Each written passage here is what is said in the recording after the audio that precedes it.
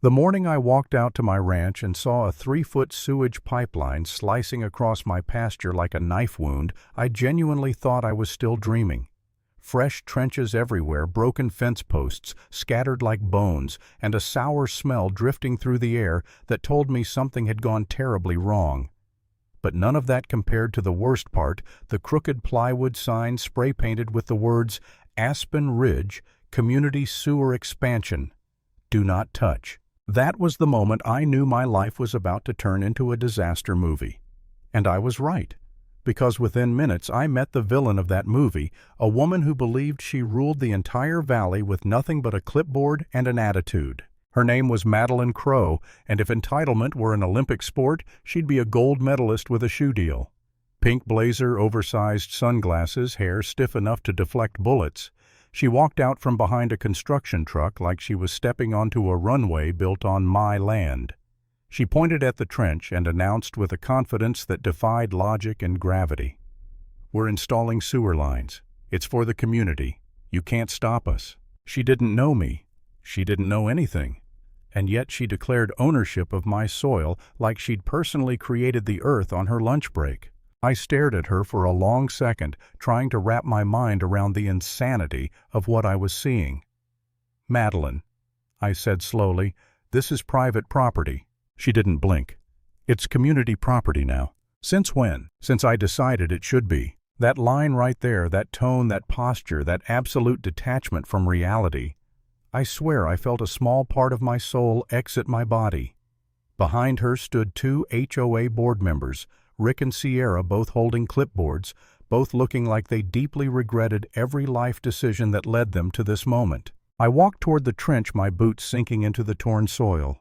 The workers stiffened as I approached, not because they recognized me, but because they recognized the look of a man trying very hard not to explode. "Morning," I said. One of them tried to answer before Madeline snapped her fingers at him like he was an unruly dog. "Don't speak to him. He's trespassing on our construction site." "My construction site," I corrected, "on my land." She smiled like she'd rehearsed the expression in a mirror. "Not anymore." The HOA unanimously approved an emergency easement. I gestured at Rick and Sierra. "You mean you 3 voted?" Rick coughed. Sierra adjusted her glasses. Madeline stomped her heel into the dirt. "Yes, unanimous." I could feel a headache forming. I asked to see the documents. She waved me away like I was asking for a stick of gum. "We don't need state or county approval," she said. "The HOA has its own faster system." "That's not how anything works." "Well, it's how our community works." I crouched next to the trench. The pipe was massive industrial grade, certainly not meant for a casual neighborhood upgrade. Worse, a faint chemical odor drifted from one of the trucks. I took out my phone and began documenting everything: the machinery, the workers, the pipes, the tire tracks, the broken fence, and Madeline's face when she realized she couldn't stop me. Her smile cracked. "What do you think you're doing?" "Documenting." "For what?" "You'll find out." She stepped closer, inches from my face.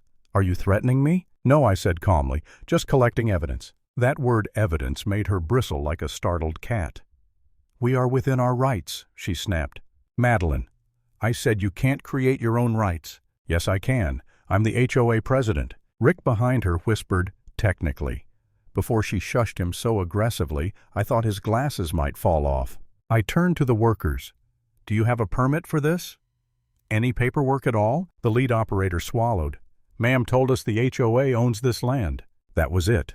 The lie. The foundation of this entire mess. I pulled up the county parcel map on my phone, showed them my name printed clearly across the property lines. All 3 workers went pale. Madeline slapped the phone out of my hand. "That's fake." I picked it up, brushed it off the dirt, and stared at her. "County records aren't fake." "If you interfere again," she hissed, "I'll call the police for trespassing on HOA property." "On my ranch," I corrected. She pointed at me like a dictator condemning a peasant. "HOA territory extends 1 mile from the neighborhood." I blinked.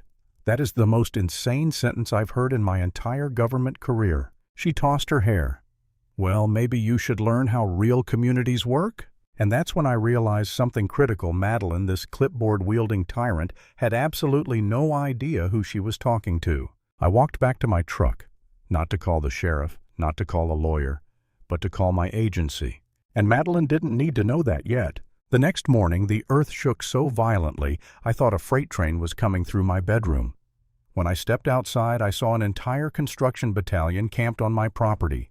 Bulldozers, excavators, dump trucks, concrete mixers, 15 workers, new trenches, broken irrigation lines, dirt flying everywhere. And in the middle of all of it stood Madeline wearing a neon vest that was at least 3 sizes too small, and a white hard hat that looked like it came from the dollar store Halloween aisle. She barked orders like a deranged general. Dig faster. Move that trench. Ignore him. He doesn't matter. I watched a backhoe operator rip up my irrigation line. Stop, I yelled. The operator hesitated. Madeline sprinted toward us. Don't stop. If you stop, you're fired. The man swallowed. Ma'am, we don't even have a contract. I emailed one, she said. That counts? It doesn't. It never has. It never will. Then came the moment that pushed this whole thing from absurd into catastrophic. An excavator hit an unmarked pipe. It burst, sending a spray of brownish wastewater into the trench and downhill across my pasture.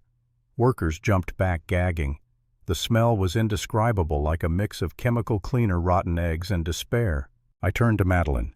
You ruptured a wastewater main. She waved the smell away. It's natural. Nothing that smells like that is natural. It'll evaporate. It'll contaminate my soil. It's fertilizer. I stared at her. Did you just call raw sewage fertilizer? She crossed her arms. It's organic. That was the moment I almost lost my mind, but I held it together. Barely. And then I heard tires crunching on gravel. 3 white SUVs pulled up.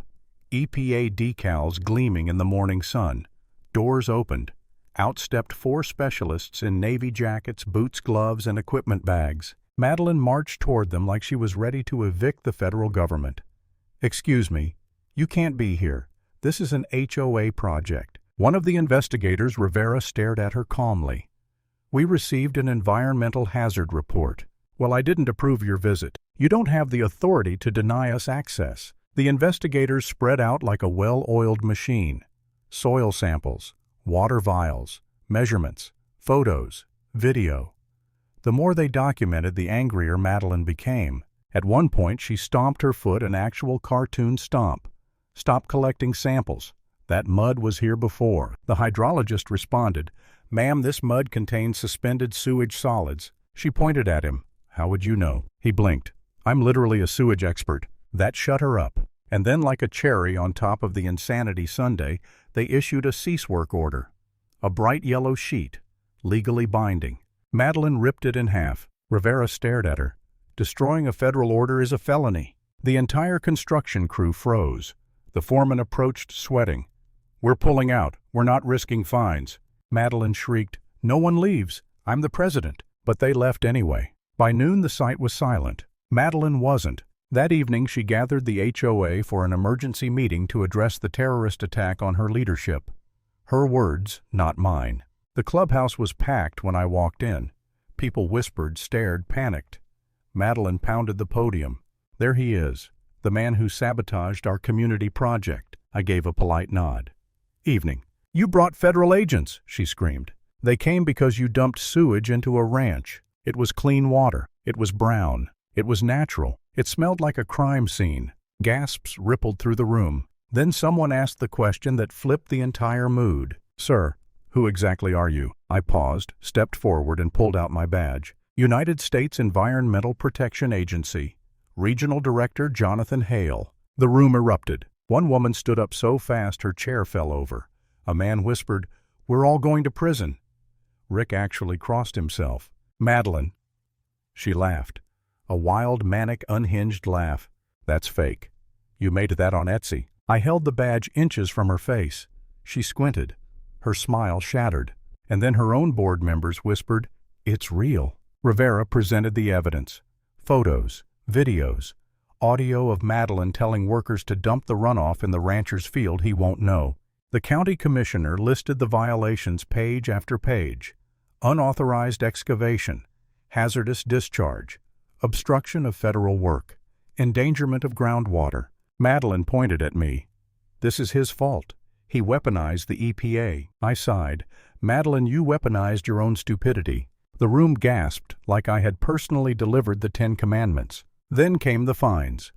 Between $280,000 and $480,000, the attorney said. Madeline screamed, "That's the price of a house." The attorney replied, "Then perhaps you shouldn't have dug a sewer through someone else's." Her board immediately voted to remove her unanimously, ironically, while she kicked and flailed as deputies dragged her out. And just when I thought the saga was over, the EPA team found another leak in Madeline's own backyard. Her septic tank had been failing for months, maybe years, and her illegal trench had accelerated the rupture.